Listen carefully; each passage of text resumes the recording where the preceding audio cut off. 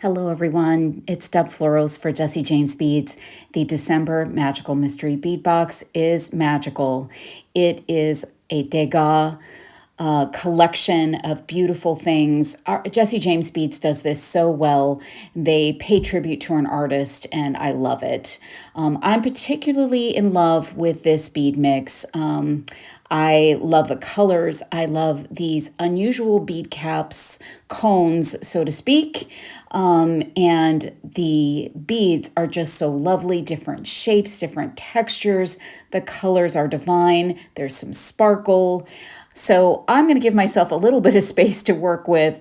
I've got some 19 strand beading wire. I'm adding some 11O seed beads from my stash, and I'm going to make a beaded bracelet with a very unusual focal section. So this is going to be one of my more unusual designs, but I love this for a statement. And there's something very ballerina, very spring, and very whimsical about this piece I'm making. And I'm selecting beads and then adding 3 seed beads in between. And then I'm going to take a pause and I'm going to grab one of these cones. I've got a 3-inch head pin, and I'm going to put one of those beige crystals on and then one of these bead caps.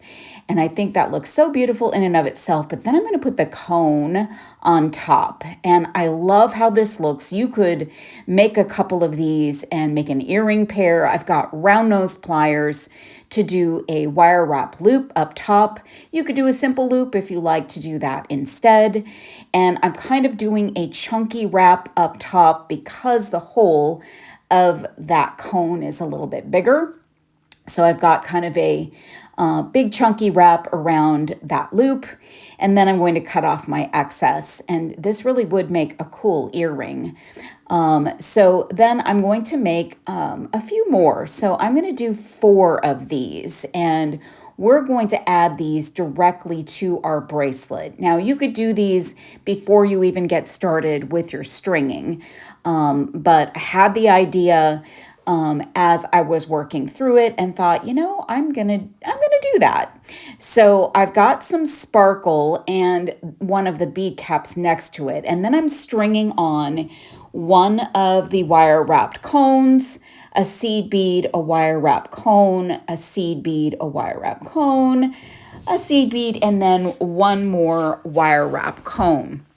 And that's going to be the focal section of this bracelet. Now, you may be thinking it's a little disproportionate to the beads. Yeah, it is, but it's meant to be a statement bracelet. And I wanted to make sure I captured all of the loveliness of the colors and the textures of the beads.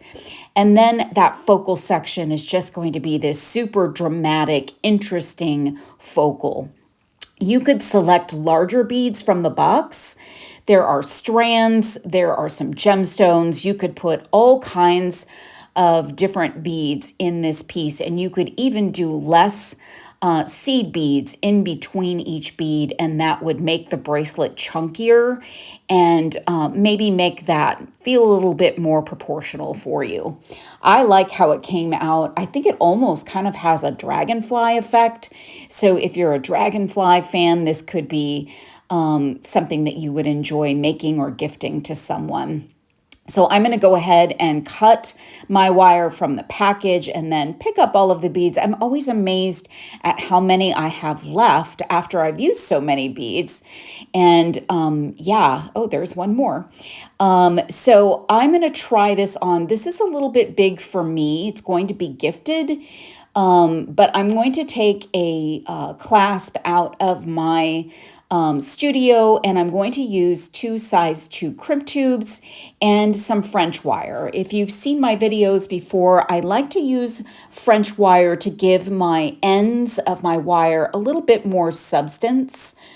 So the wire is beautiful, but it just creates a little bit more substance, of that wire around your clasp. So I'm putting on a crimp tube, the French wire, the first half of my toggle, and then pulling the wire down through the crimp and in crimping it. Then what I want to do is make sure that gravity takes effect and all of the beads fit nicely together and position close together so that the little or the large cone pieces in the center are going to settle next to each other nice and tight. But you still do not want to crimp this piece in a straight line. You'll want to keep it kind of curved. So I'm adding the second half of my toggle clasp, and then I'm going to cut off the excess there, and then we're going to have a really fun and interesting, unique bracelet. You could add little dangles to the end. Try out the Magical Mystery Bead Box at jessiejamesbeads.com. Thanks for watching.